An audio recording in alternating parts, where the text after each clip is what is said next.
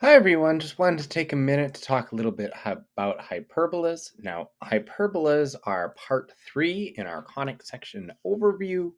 And I don't want to say they're going to be your least favorite, but I have a weird feeling they're not going to be your favorite, just because they are probably the most different in the fact that they're not connected. Um, and they kind of require you to do a little bit of extra steps when grabbing. But asking yourself, what is a hyperbola? Well, a hyperbola is going to be the set of all points in a plane with the difference in the distances from the 2 points to the foci is constant. So, before it was kind of obvious with the circle, right? That you're like, great, okay, that's always the same. That's always 7. And this is always 7, whatever. Okay, and then even with the ellipse, you're probably like, okay, fine, whatever. The distance from here to here adds up to the same number every time, right? Whether it be like that or whatever, it adds up to the same. Now, now I'm saying that this distance, when you subtract them and take the absolute value, it's always the same. So if I wanted, this point, it's going to end up once again, D3, D4, right? D3 minus D4, absolute value, it's going to be the same. And that just kind of comes from the fact that when you think about it, you have two. If you have, it's very similar to almost the structure of the distance formula, right? X squared, sorry, x2 minus x1, and then you square it, but then you're taking a square root. So kind of, it's in a vein kind of in that relationship because it really comes from two cones that are like this, right? There's my cone, and there's my other cone. Right, it kind of comes from this. So you can almost kind of see how the distance is related to that. But ultimately, this is what a hyperbola is. This is how we define it. Now, you might be asking yourself, why are we all with these bolas and things like that? Bola in Greek does mean curve, but it also kind of is coming from the Greek meaning excessive or overthrown. It quite literally is involving two different ones. It's also making a slightly bigger angle, which is why it is kind of in that degree of excessiveness, if you will. Now, in terms of hyperbolas, the important thing to note about them is that once again, we can have horizontal and vertical hyperbolas. And instead of calling them like the major and the minor axes now, we have these ideas of like the transverse axes. So the transverse axis is the one that it actually transverses or touches. Um, and the conjugate axis is kind of like what you would have considered the minor axis before, if you will. It's the other one, but we don't call them major and minor because the a squared and the b squared are not inherently like bigger numbers anymore, right? So before with the ellipses, a squared was always the bigger number that related to the major axes. The transverse axis now is relating to the one it touches, which is always going to be the one that is first, because now we are dealing with subtraction. It is x squared. So in this case, we have x first, which is why it is horizontal. In this case, we have y squared first, which is why it is vertical. A is always under the first one, and B is always under the second one. We're not necessarily dealing with differing, changes in terms of numbers. But a squared is always the first value, b squared is always the second value. Whatever value is first, if it is x, it is a horizontal transversal axis or transverse axis. And if it is y that is first, it is a vertical transverse axis, which just means it is crossing the vertical axis or it is crossing the horizontal axis. The important other component that you see here is that our foci are out, or I guess before you could kind of call them inside, right? They were like that. Now they're kind of on the other side, if you will. They're going to be beyond the curve, as opposed to in between the center and the curve. They're past the curve, if you will, right? See, they're outside over here. They're over there.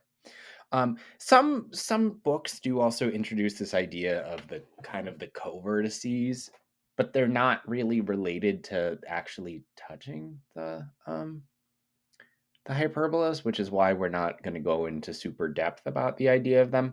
Uh, they're kind of just like, if the vertex is over left and right, like this, it'd be kind of like up B and down B, so to speak, to kind of co-vertices, but we're not dealing with those.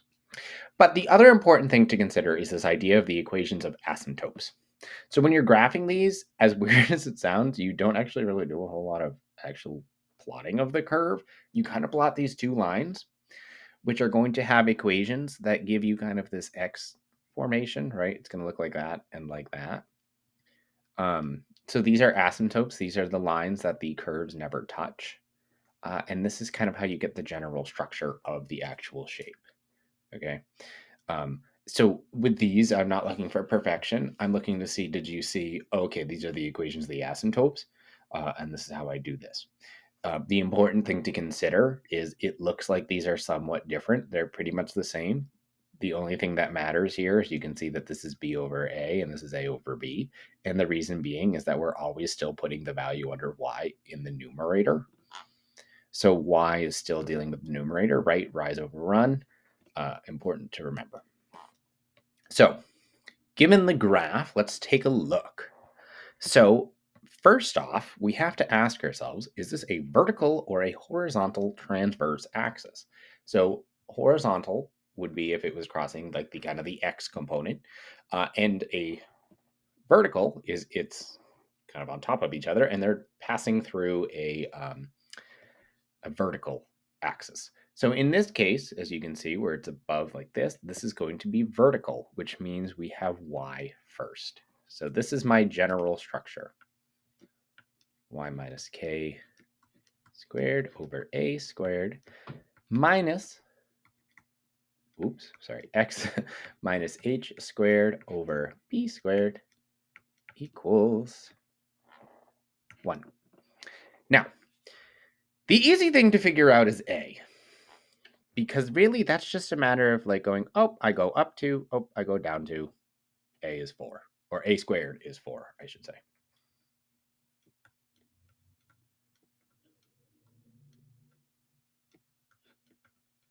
I also don't know why I didn't write the center yet. I can do that right now. But I guess I decided I didn't feel like doing that yet.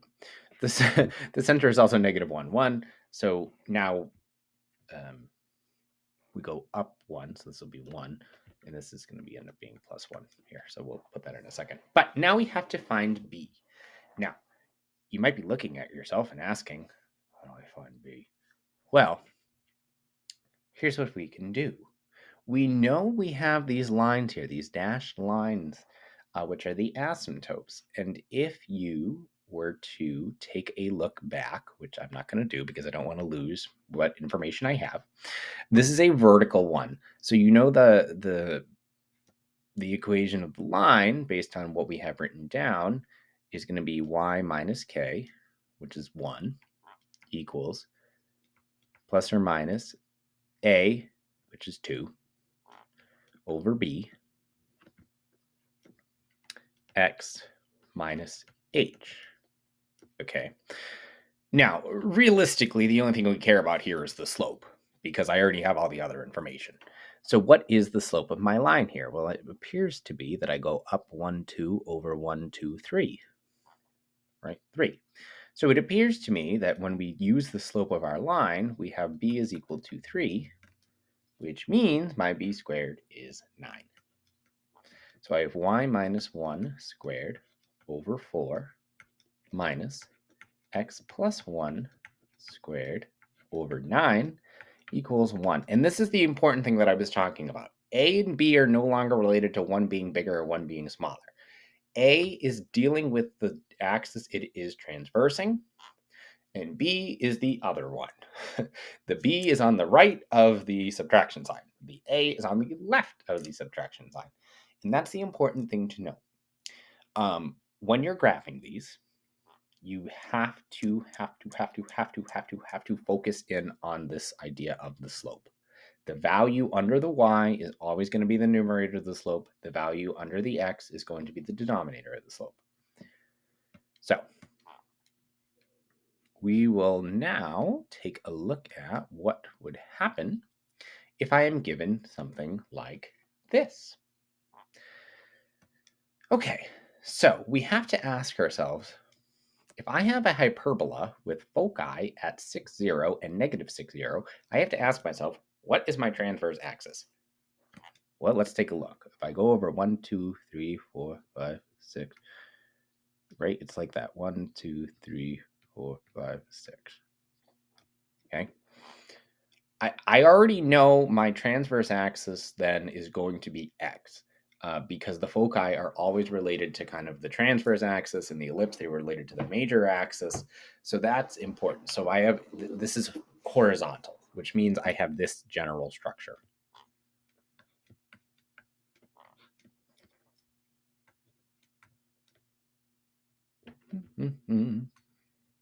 Minus y minus k squared over b squared equals 1. Now it tells me that the length of the transverse axis is 4. I'm sorry, it is 8. So the length is always going to be from the vertex to the vertex. So that means, if I went 1, 2, 3, 4, 1, 2, 3, 4. Okay, so it's 4 on each side, which means I'm going right or left 4, which makes a squared 16. Now, you're probably asking yourself, how did I figure out that the center was going to be 0, 0? If you look at the foci are always, always, always going to have the same y value when it is horizontal as the center. So the center obviously has a y value of 0. Now, I'm going the same left as I am right. So if I went 6 left, I obviously went 6 right, which makes my x 0 as well. So when you see 0 here and these being the same, just plus or minus, you know that it's going to be 0, 0 as your center. So I have x. Okay, so I have x squared over 16 minus y squared over b squared equals 1. Now, I also know that if I go left and right 6, that means c is the 6, so c squared is 36. To find the foci, it is c squared equals a squared plus b squared. So if I plug my information in, 36 equals 16 plus b squared.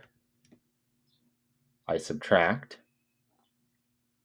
so 20 equals b squared. So b equals root 20 plus or minus. So my equation, 16 minus y squared over 20 equals 1. All right. Now, unfortunately, what does that mean? That means now I have to try and find a way to graph this. Well, it's not going to be nice. But we know the asymptotes are going to have a slope of root 20 plus or minus root 20 over 4. Now, does that simplify at all? 2 root 5 over 4. So what's that, root 5 over 2? Well, that's not nice. Well, regardless, root 5 is a little over 2. So we went up 1, 2,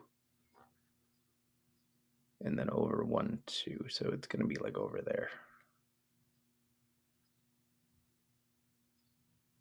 Down same amount over 2. So it's going to be kind of like this.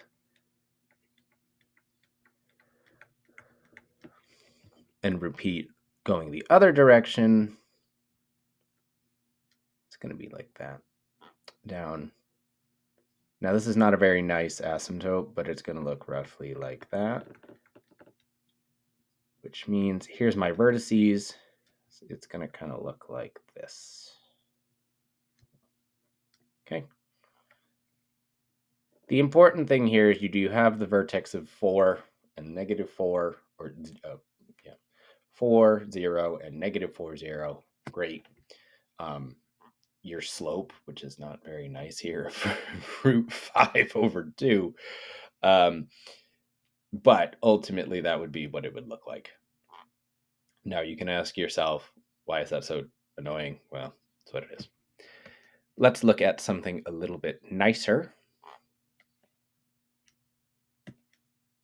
Maybe not nicer, but let's look at ourselves. Something like this. So, what do we have?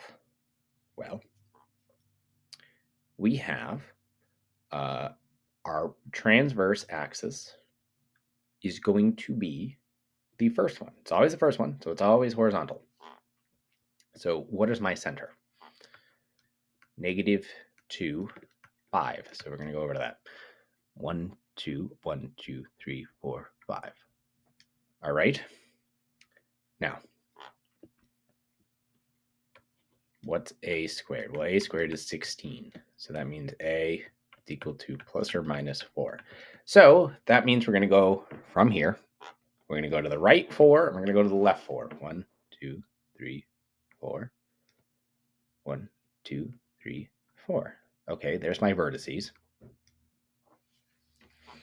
And b squared, which is 25, gives me b is equal to plus or minus 5, which means that the slope of my asymptotes is going to be 5 over 4, plus or minus. Now, I do the plus or minus because your asymptotes are going to be, kind of, oops, knocked over my whiteboard, kind of making that cross pattern, or that X pattern. So I can go up 1, 2, 3, 4, 5 over 1, 2, 3, 4.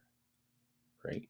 Same thing, down 1, 2, 3, 4, 5 over 1, 2, 3, 4. I should do this in like a different color. Let's make this green. There we go. Right. So there's my first asymptote. My other asymptote would be if I went up 5 into the left 4. 1, 2, 3, 4. There, up there. 1, 2, 3, 4. And then down 1, 2, 3, 4, 5. 1, 2, 3, 4.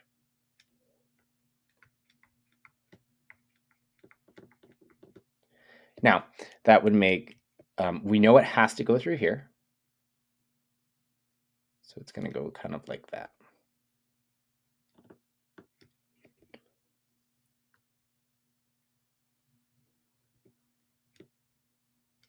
Okay. Now, if you wanted to find the foci, right, it would be that c squared equals 16 plus 25. So that would be c squared equals 41.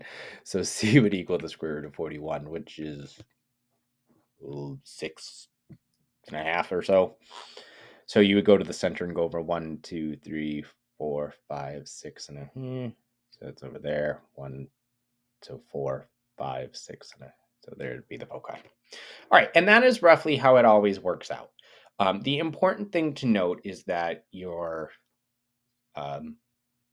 b value, which comes from the y in this case, the value under the y is always the numerator of your slope for calculating the actual asymptotes. And that's the important feature for you to consider.